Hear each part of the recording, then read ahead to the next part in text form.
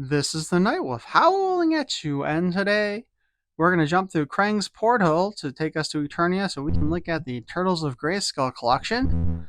This time we've got Ram Man, the mutated battering ram. In the comic, we saw that Ram Man was captured with Moss Man and He-Man before being mutated by Skeletor and Krang. And the back of the box reflects that, where we see Ram Man coming out of Shredder's slime pit. Ram Man did not hear his assailant's attack. It was as if the wind suddenly choked him out. He awoke covered in ooze and opened his mouth to speak, only to hear "Bah" come out of his mouth. All he knew is that he had a master and his name was Krang. Bah. So the artwork back here, again, this is where we get a little bit more nonsense. Why is He-Man trapped in ropes? He's tied to Moss Man, but He-Man should be able to break those bonds. They're not even like energy bonds or anything. They just look like rope.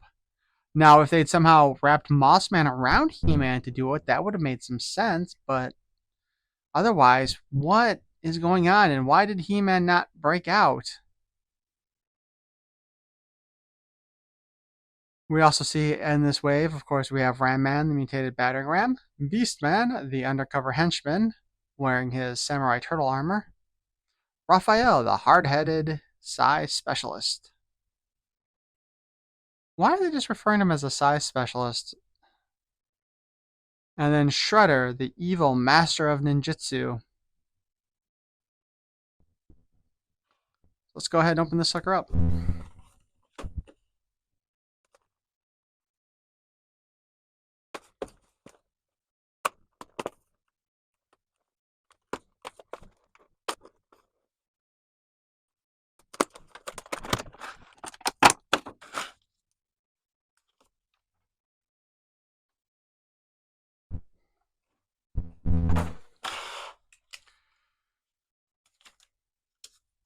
Of course, so we've got our little thingy telling us what parts can come off of him. I was actually curious with this one because he is different, and he's different than the Origins Ram Man toy. But it does look like standard head, shoulders, knees, and toes. No, the head, the shoulders, the fists, and the feet, and of course the waist. Here we have the mini comic, Belly of the Beast Man, where we see Shredder and we'll go with Shogun Skeletor, since that's what a lot of the other toy tubers have been calling him. Okay. Retro J has been calling him that. We see them fighting against the Beast Man, the mutated Ram Man, the mutated Merman, and of course it's Man-at-Arms and Tila with Leonardo, Donatello, Michelangelo, and Raphael.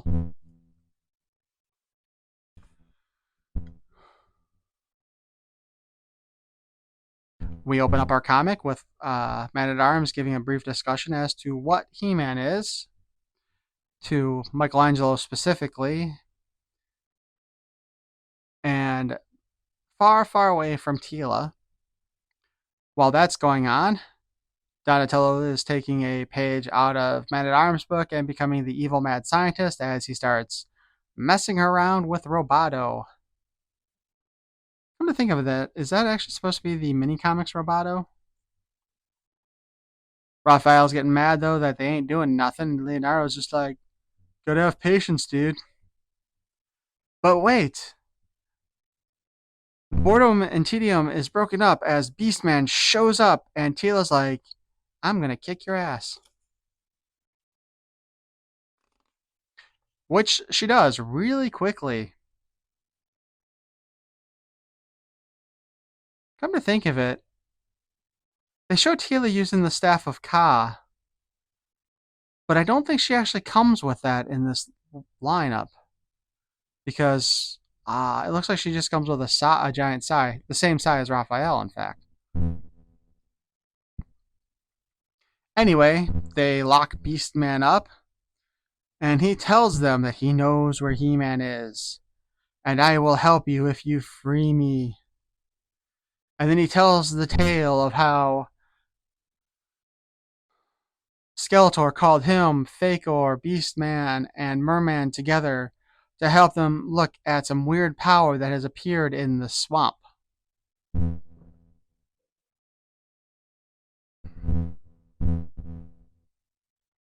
And of course, when they look, that's when they find Krang with his giant robot body and Shredder with his teeny tiny human body. Well, not teeny tiny.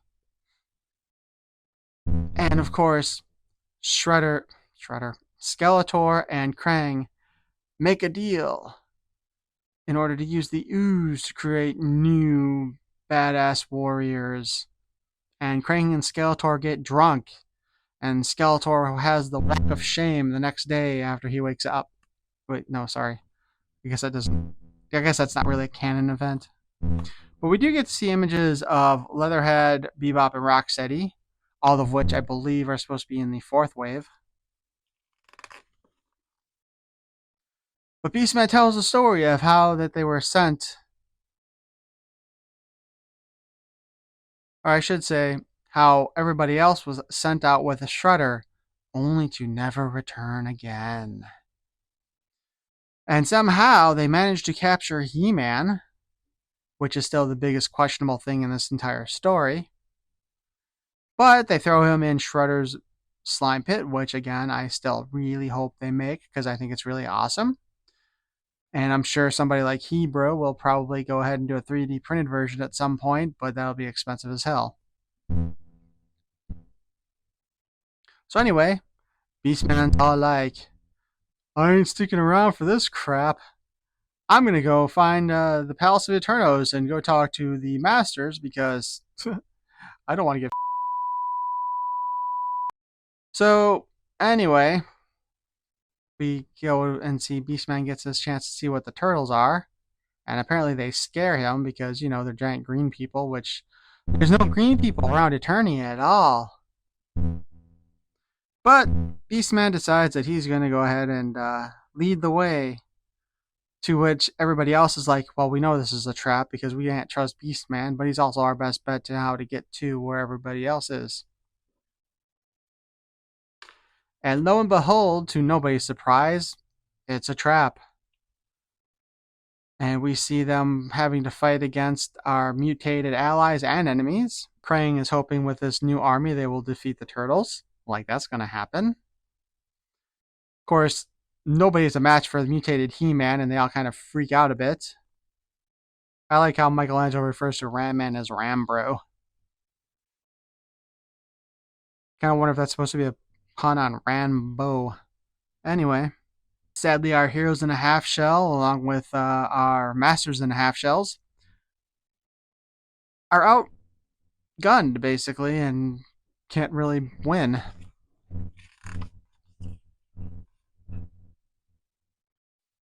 And while Krang and Shredder and Skeletor kind of gloat a little bit,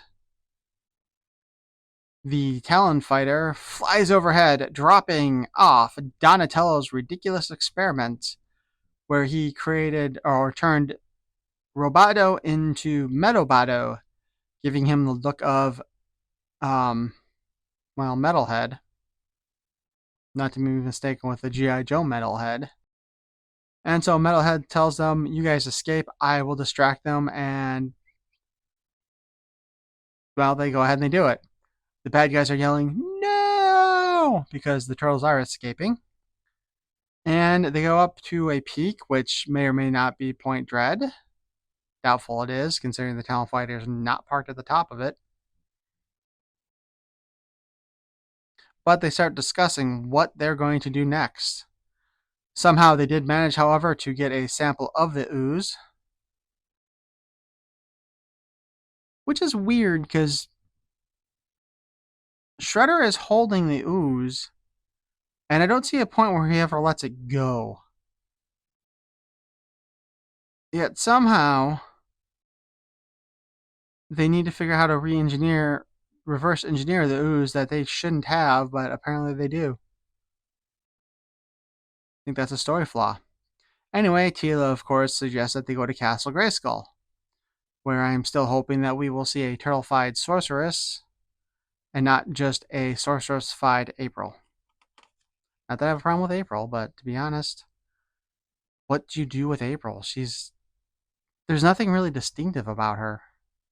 Anyway, on the back of the comic book, we of course see Ram Man, the mutated battering ram, and Beastman, the undercover henchman, Raphael, the hard-headed science specialist, and Shredder, the evil master of ninjutsu.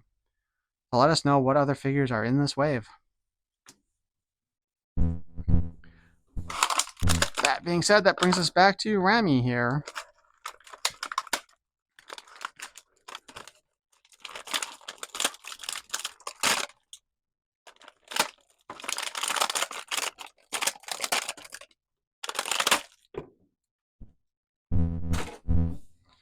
Looks like he's got a whole lot of new sculpted parts. Well, they did really go all in on the whole ram thing, didn't they? Got cloven hooves. His skirt piece is a separate piece. His crotch is interesting looking. Out of curiosity.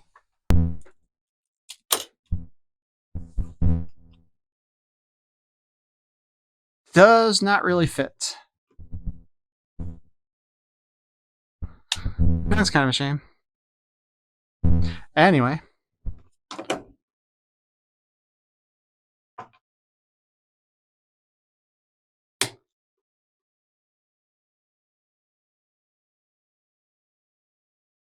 You know we're going to strip this guy naked here in a minute.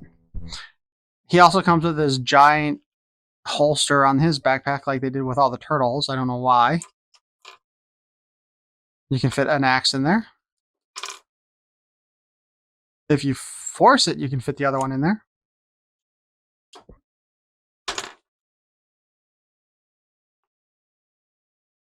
He's also, okay, so his two hands are made slightly different. So besides the fact that he's got the 3 fingers, this hand will only be able to hold this axe because there is just a hole going through it. Whereupon with this hand with a slightly open grip, you can put probably either one in there. And that is a big thumb. It's a really big thumb. So that would be our Ram Man with his axes. The axes also combined together like so if you want to do that.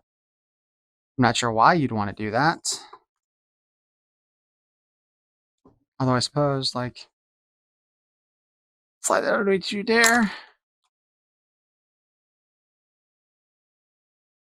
This just kind of feels like you're asking to be injured. I'm not really sure why they designed this axe. This axe has been used with multiple characters too. Came with the original Ram Man for Origins. Came with at least one of the versions of Grizzlor. Came with Koldar. Well, let's go ahead and talk articulation here real quick. So, Ram Man's horns don't move on their own, and his helmet doesn't come off. He does have a ball joint at the head, so we can look all over the place. It is interesting, too, that they gave him a beard, although I guess that's going with the whole goat thing. Not that he is the goat, but anyway. Bad puns aside. His head can do a lot of moving around. His arms do have the hinge to go up and down, hindered, of course, by his armor. And they can spin around, again, hindered by the armor. Single jointed elbow.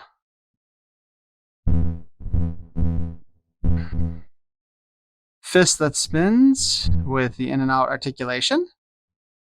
Waist swivel. Swivel. His legs can kick up a little bit, hindered by the skirt. Kick back a little bit, also hindered by the skirt. The knees have like less than a 90-degree bend. The feet, of course, have a hinge and a spin at them as well. If we do take his skirt piece off, we still get barely any bit of a kick there. and barely any kickback. So actually, you know what? I don't think the skirt actually hindered it. I think his diaper does. But that's not all, folks. We can take him apart because his armor does come off. We got straps on the side.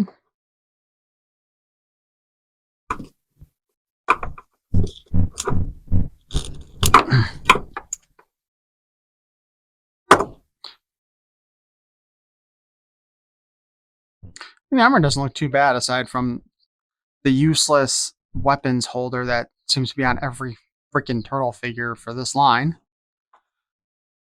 I am thinking he's got kind of like the tubby body, which I think goes with some of the Masters of the, or not the Masters, but the WWE Superstar figures, like Vader and Typhoon. I don't have either one of them in my collection, so I couldn't tell you for sure.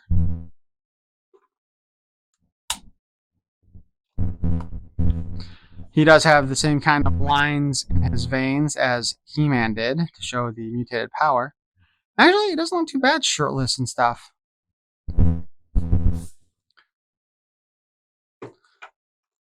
Well, let's go ahead and get his armor back in place.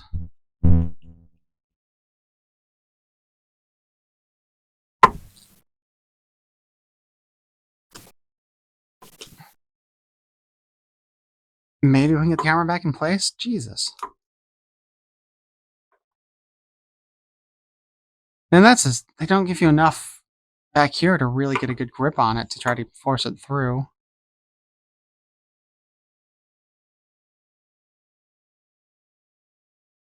That's a pain in the butt.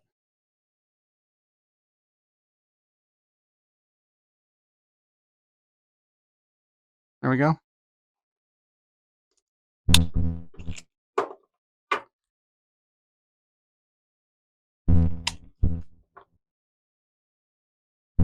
For a comparison, though, obviously we can bring in our original Ramman.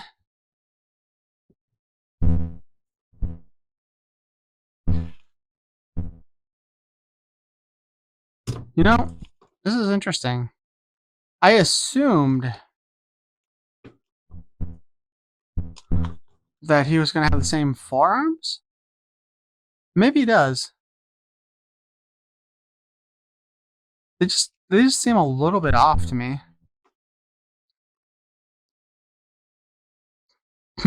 Whoops. But other than that forearm, that might be the only reused piece they have. Unless this, because the upper arm doesn't have like the same definition that any of the other figures had. At least it doesn't look like it does. Certainly doesn't match up with He-Man's, and He-Man's got more of the traditional design, even if these are just larger than normal. There's not as much definition in these. And I don't know if maybe this is still also reused from the WWE Superstars. Because, you know, again, Vader or Typhoon, because they've got the bigger bodies.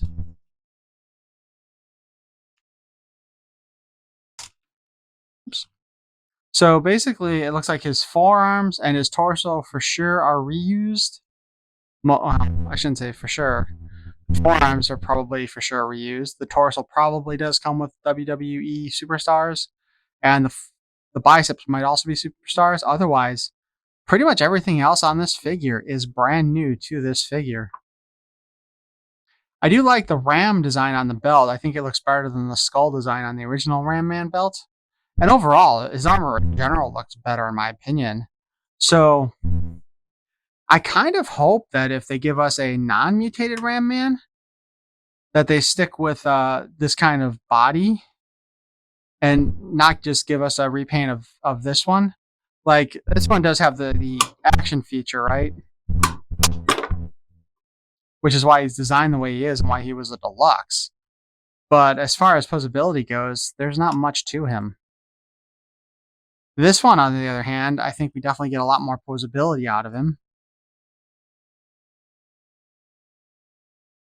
I wonder who would win in a fight.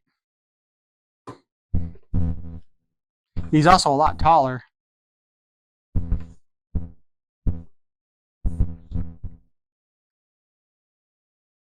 But as mentioned before, his weapons are the same.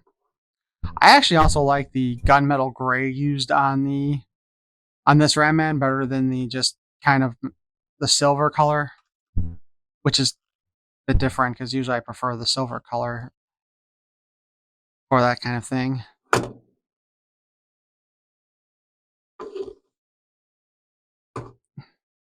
Overall, I definitely do like I like this Ram Man better than I thought I would. The fact that he's taller than the original Origins version is really cool too. I would say if you can get your hands on him, go for it. I don't think you'll regret it. And I do hope that if they make a non-mutated Ram Man or make a Ninja Ram Man or whatever, that they just go ahead and they could reuse pretty much all of this clothing as far as I'm concerned. The skirt piece, the top, the helmet design is pretty standard. But yeah, I think a non-mutated Ram Man in this line would be cool. That's just articulated like a normal figure and not with no action feature. But let me know what you think. Do you think that the mutated Ram Man overall design is good, or do you think it looks kind of stupid? I do wonder why so far all the Masters of the Universe characters have like the semi-translucent skin though. Because we have seen that Mossman also has a translucent skin tone to him as well. Anyway, please comment, like, subscribe. Peace and love. I'm just going to throw this one out here.